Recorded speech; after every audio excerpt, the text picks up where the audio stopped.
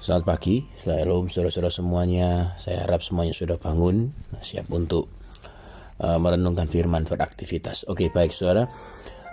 Saya akan mengulas kembali. Kita going deeper, kita lebih dalam lagi dari apa yang minggu kemarin saya sampaikan. Dari kitab Lukas pasal yang ke-16 ayat yang ke-10. Saya bacakan buat saudara, barang siapa setia dalam perkara-perkara kecil, ia setia juga dalam perkara-perkara besar. Dan barang siapa tidak benar dalam perkara-perkara kecil, ia tidak benar juga dalam perkara-perkara yang besar. Nah saudara-saudara, kata-kata setia yang diterjemahkan oleh bahasa Indonesia diterjemahkan sebagai kata-kata setia. Nah tapi dalam bahasa Inggris dikatakan faithful. Nah kata-kata faithful itu saya cek untuk bahasa aslinya. Saudara bisa cek di studylight.org. Saudara temukan kata-kata faithful di situ punya arti kata dalam bahasa Yunani adalah pistos. Artinya adalah orang yang bisa dipercaya. Artinya adalah orang yang setia, bisa dipercaya, dan ketika dia diberikan satu tugas, orang itu bisa diandalkan. Orang itu bisa dianggap sebagai orang yang pasti bisa membereskan persoalan itu. Nah, yang ini saya sampaikan kepada saudara, Alkitab juga berkata punya arti begini, kalau ada satu orang yang tidak bisa dipercaya, tidak bisa diandalkan di dalam perkara-perkara yang kecil, atau orang itu yang tidak mau percaya bahwa perkara-perkara kecil akan bisa membawa pada satu hal yang besar dalam hidupnya, maka orang itu tidak akan bisa dipercaya apapun dalam hidupnya. Nah saudara-saudara, yang ingin saya sampaikan kepada saudara pada hari ini, besok akan saya sambung lagi ada pada ayat yang sama.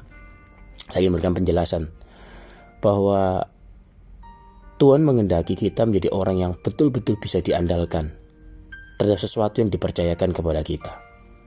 Sebab tanpa kemampuan yang membuat kita bisa diandalkan, yang membuat kita bisa menjadi orang yang dipercaya dalam hal kecil, maka orang dalam hal ini tidak akan mempercayakan kepada kita. Manusia-manusia yang lain yang juga diciptakan menurut gambar dan rupa Allah tidak akan mempercayakan apapun kepada kita. Ini merupakan satu hukum. Jadi betapa pentingnya Tuhan menginginkan kita, saudara dan saya, menjadi orang yang sungguh-sungguh bisa diandalkan, memiliki kemampuan membuat orang lain bisa percaya kepada saudara. Marilah kita mencoba untuk menjadi orang yang bisa dipercaya dalam hal-hal kecil. Saat ini apa yang Tuhan sudah percayakan kepada kita, apa yang manusia sudah percayakan kepada kita, bisa jadi itu pekerjaan kita. Pastikan apa yang dipercayakan kepada saudara itu menjadi berhasil. Kalau saudara kurang pengetahuan, kurang knowledge, jadilah orang yang memiliki pengetahuan, memiliki knowledge yang cukup, sehingga yang dipercayakan yang kecil itu kepada saudara menjadi berhasil. Karena merupakan satu hukum ketetapan. Kalau saudara dan saya tidak bisa dipercaya dalam hal kecil, tidak bisa diandalkan dalam hal yang kecil, yang dalam bahasa asli pistos. Ini serious thing, saudara. Ini hal yang serius. Ini bicara juga sama dengan keselamatan. Bukan hal yang simple, hal yang remeh-temeh, tapi ini hal yang serius. Kalau kita tidak bisa dipercaya atau tidak bisa percaya tepatnya, saya harus dikatakan percaya dalam hal keselamatan, selesai semua sudah janji Tuhan dalam hidup kita. Tidak ada satupun yang bisa dikenapi. Kalau kita menjadi orang yang tidak bisa dipercaya pula oleh Tuhan dalam hal yang lahiriah, maka juga tidak ada janji Tuhan yang akan digenapi dalam hidup kita.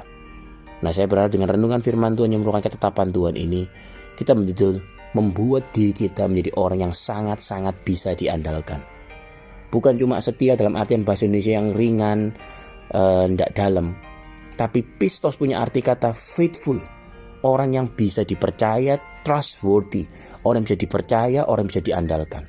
Oleh karena itu saudara, ketika saudara menjadi orang yang tidak bisa dipercaya, saya pastikan hidup kita akan berantakan. Saudara-saudara, ini merupakan satu aturan yang sangat penting. Saya berharap saudara berubah jadi orang yang bisa diandalkan, menjadi orang yang bisa dipercaya. Saudara, orang-orang yang diberkati Tuhan, pastikan karakter ini kita miliki. Dan saya percaya pemulihan, mujizat pasti terjadi. Kalau saya memiliki satu tim, kalau saya memiliki satu keluarga, saya memiliki anak, saya memiliki orang-orang sekeliling saya, kalau tidak bisa dipercaya, maka saya tidak akan mau lagi berhubungan dengan orang itu. Saudara-saudara, firman Tuhan mengingatkan kita, jadilah orang yang bisa dipercaya. Karena ini merupakan kunci untuk kita dipercaya hal-hal yang lebih besar lagi. Besok saya akan memberikan renungan lagi tentang ayat ini juga. Saya bukakan lagi bahasa asli yang selanjutnya. Oke, Tuhan Yesus memberkati setiap kita.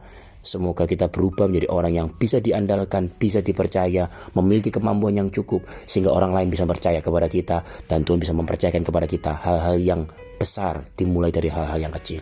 Tuhan memberkati setiap kita, saudara. Amin.